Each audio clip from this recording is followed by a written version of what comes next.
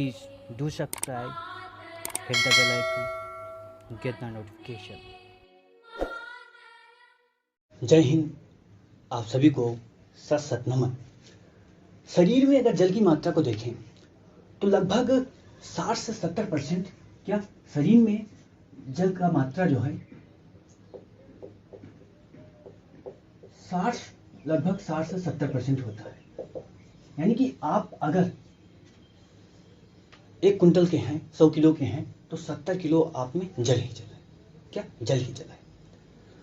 अब ये जल उन लोगों में ज्यादा होता है। किन लोगों में? जो पतले होते हैं। क्या पतले लोग अगर हैं तो जल क्या होगा? ज्यादा होगा।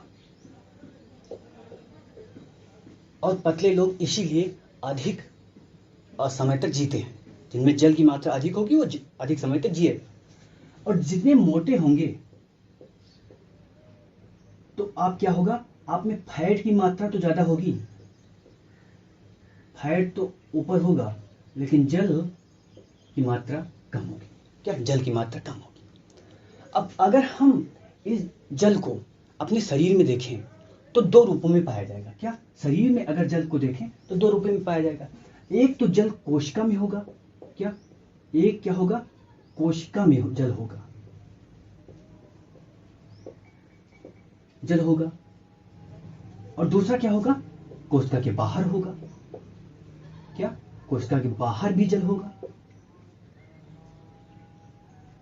तो 2 प्रकार के आप शरीर में 2 रूप में जल को देख सकते हैं। क्या 2 रूप में जल को देख सकते हैं। एक शरीर के, एक कोशिका के अंदर, एक कोशिका के बाहर। अब एक कह सकते हैं द्रव के रूप में एक हमारा टॉपिक है जिसका नाम है रक्त। क्या रक्त जल का ही भाग है। क्या जल का ही भाग है। अगर हम जल को रक्त को डिवाइड करना चाहें, क्या रक्त को अगर हम डिवाइड करना चाहें एक जनरल समझ के लिए, तो सिर्फ को 2 भागों में डिवाइड कर सकते हैं। एक हम कह सकते हैं जलीय भाग। क्या जलीय भाग। और जलीय भाग जो होगा उसको हम क्या बोलते हैं? प्लाज्मा बोलते हैं। क्या जलीय भाग जो होगा उसको हम लोग क्या बोलते हैं? प्लाज्मा। ठीक है। और दूसरा को बोल सकते हैं कणिकीय भाग। क्या कणिकीय भाग, जिसमें क्या होगा? कोशिकाएं होंगी। क्या जिसमें रक्त कोशिकाएं होंगी। ठीक है, जिसमें रक्त कोशिकाएं होंगी। अब हमें रक्त के बारे में पढ़ना, ये हमने सामान्य आपको जानकारी दे दी। अब रक्त के बारे में थोड़ी बहुत जानकारी लेकर फिर हम लोग आगे चलते हैं। जैसे रक्त अगर हम देखें शरीर में, क्या रक्त अगर देखें तो भार का कम से कम 7 से 5% क्या होता है? 7 से 5% आपका भार जितना है उस भार का 6 से 7% रक्त माना जाता है। क्या 6 से 7% रक्त आपका माना जाता है। ठीक है। पहला पॉइंट आपको ये ध्यान रखना है कि 6 से 7% होता है। दूसरा कि रक्त संयोजी ऊतक है। संयोजी ऊतक। अब संयोजी ऊतक मतलब, संयोजी ऊतक का मतलब होता है कि जो संयोजन, क्या संयोजन, जोड़ना। तो ये जोड़ने वाली ऊतक है। कि आप देखिए रक्त शरीर में सभी तक पहुंचता है, सभी मतलब अंगों तक पहुंचता है।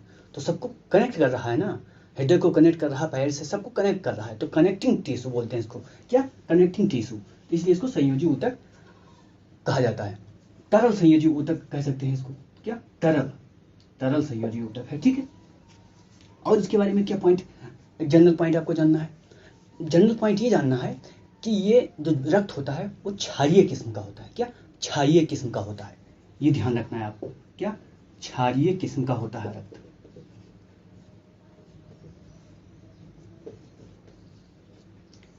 और पॉइंट क्या ध्यान रखना है, और पॉइंट ये ध्यान रखना है कि इसका पीएच मान कितना होता है। बहुत बार एग्जाम में पूछा गया है। क्या पीएच मान कितना होता है?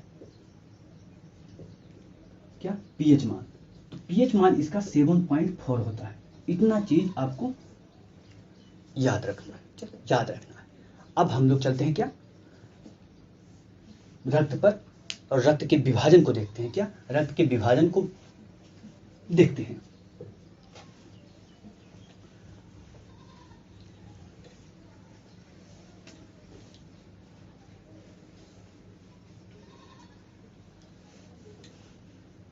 हम लोगों ने बात किया कि रक्त क्या है, रक्त में जल भी है और कण भी है। जैसे किसी लड़के से पूछा जाए कि रक्त क्या है, तो एक लड़के ने बोला कि रक्त जलीय पदार्थ है।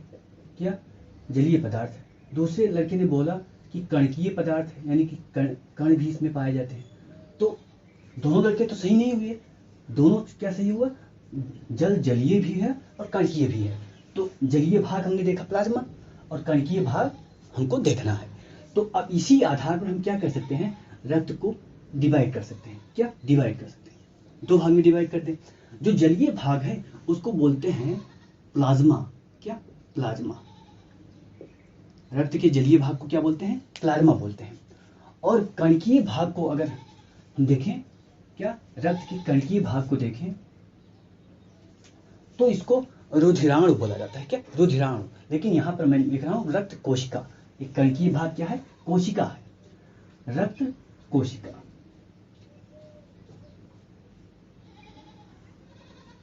क्या? रक्त कोशिका। प्लाज्मा को पढ़ना है, रक्त कोशिका को पढ़ना है। अब जो रक्त कोशिका है वो भी विभिन्न प्रकार की है। क्या? रक्त कोशिका भी विभिन्न प्रकार का है। देखते हैं। रक्त कोशिका को तीन भागों में हम डिवाइड कर सकते हैं। क्या? तीन भागों में डिवाइड कर सकते हैं। पहली जो रक्त कोशिका है उसको बोल सकते हैं लाल रक्त कोशिका। क्या? लाल रक्त कोशिका, यानी यही वो लाल है जिसके कारण अपना खून लाल है। क्या? यही वो लाल है जिसके कारण अपना खून लाल है, लाल रक्त कोशिका। ठीक है।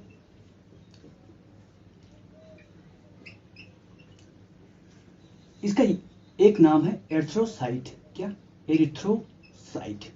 ये आपको एग्जाम में पूछा जाता है। क्या? ये पूछा जाता है, ये आपको ध्यान रखना है। एरिथ्रोसाइट क्या है? लाल रक्त कोशिकाएं ही है। दूसरा कोशिका जो है उसको बोलते हैं श्वेत रक्त कोशिका। क्या? श्वेत रक्त कोशिका। दूसरे को हम कह सकते हैं श्वेत रक्त कोशिका। ठीक है। इसको बोलते हैं ल्यूकोसाइट। ये भी ध्यान रखना है आपको। क्या? ल्यूकोसाइट। ठीक है। तीसरा जो है, तीसरी जो कोशिका है या तीसरा जो भाग है इस रक्त कोशिका का, उसको हम कह सकते हैं प्लेटलेट्स। क्या? प्लेटलेट्स। रक्त कोशिका को हमने तीन भागों में बांटा, लाल रक्त कोशिका, शीत रक्त कोशिका, श्वेत रक्त कोशिका और प्लेटलेट्स। ठीक है। प्लेटलेट्स को थ्रोम्बोसाइट भी बोलते हैं। क्या? प्लेटलेट्स को थ्रोम्बोसाइट भी बोलते हैं। ये भी आपको थ्रोम्बोसाइट। ठीक है। कार्डियोमेगासाइट भी बोलते हैं, वो हम लोगों ने पढ़ा है। थ्रोम्बोसाइट भी बोलते हैं। ये तीन रक्त कोशिका को तीन भागों में हमने डिवाइड कर दिया। अब जो श्वेत रक्त कोशिका है इसको दो भागों में डिवाइड किया जाता है। क्या? दो भागों में। क्या? श्वेत रक्त कोशिका को दो भागों में हम डिवाइड कर सकते हैं। पहले को हम कहते हैं कणकीय। क्या? कणकीय, यानी ऐसी रक्त कोशिकाएं जिसमें कण पाया जाएगा कुछ। क्या? कुछ कण पाए जाएंगे, इसलिए इसको क्या बोलते हैं? कणकीय। ग्रेनुलोसाइट। क्या क्या बोलते हैं इसको? ग्रेनुलोसाइट। ठीक है। GRANULOसाइट।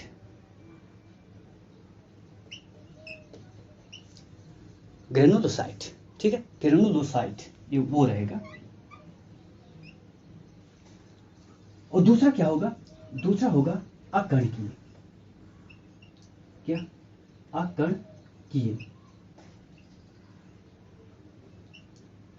ग्रेनुलोसाइट।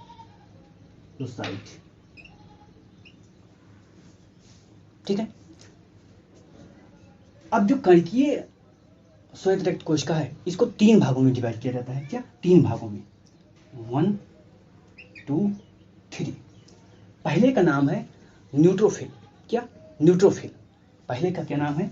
न्यूट्रोफिल।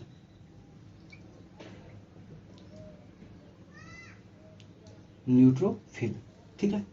दूसरा जो है उसको बोलते हैं यूसनोफिल। क्या? यूसनोफिल। यूसनोफिल।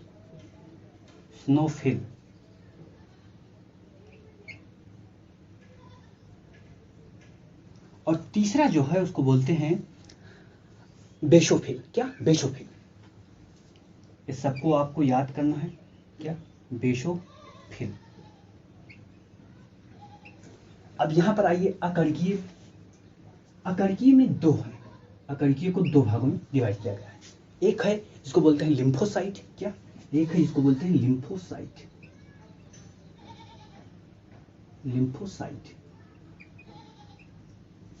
और एक है जिसको बोलते हैं क्या, मोनोसाइट, क्या, मोनोसाइट, मोनोसाइट। अब इतना साइट हो गया, ये कैसे याद होगा, क्या, ये कैसे याद होगा। याद करने का तरीका क्या है, इसको आप आर करिए, क्या, आर यानी रेड हो गया, इसको आप डब्ल्यू करिए, और इसको आप पी कर सकते हैं या टी कर सकते हैं, पी आप करिए। तो अब ये तीन तो आपको याद हो जाएगा, सामान्य सी बात, क्या, लाल रक्त कोशिका, श्वेत और प्लेटलेट्स, ये आपको याद हो जाएगा। याद करने में ये समस्या आ सकता है, ये वाला, तो इसको आप बना लीजिए, इसका यन लीजिए, इसका ई लीजिए, और इसका बी लीजिए, एन ई बी, ठीक है, एन ई बी नेब करके आप याद कर लीजिए, ठीक है, या नेब्या, क्या, नेब्या करके याद, नेब करेंगे तो याद हो जाएगा, ठीक है, ठीक है। या ऐसे कर सकते हैं इसको, क्या, बी ये एन आई ये, बनिया, इसको आई को ई करिए, क्या, बनिया, तो वी से क्या हो जाएगा, बेसोफिल, एन से क्या हो जाएगा, न्यूट्रोफिल, और ई से एसनोफिल, तो ऐसा याद कर सकते हैं। और यल एम, क्या, यल एम, तो यम एल कर दीजिए, यम एल करके आप इसको याद कर सकते हैं। तो ये हो गया क्या, ये हो गया प्रकार। अब हमको इसमें एक एक कोशिका को उठा के देखना है, क्या, एक एक कोशिका को क्या करना है, देखना है, पहले लाल रक्त, फिर श्वेत, फिर प्लेटलेट्स। तो सबसे पहले हम देखेंगे किसको, प्लाज्मा को। Please do subscribe, hit the bell icon, get the notification.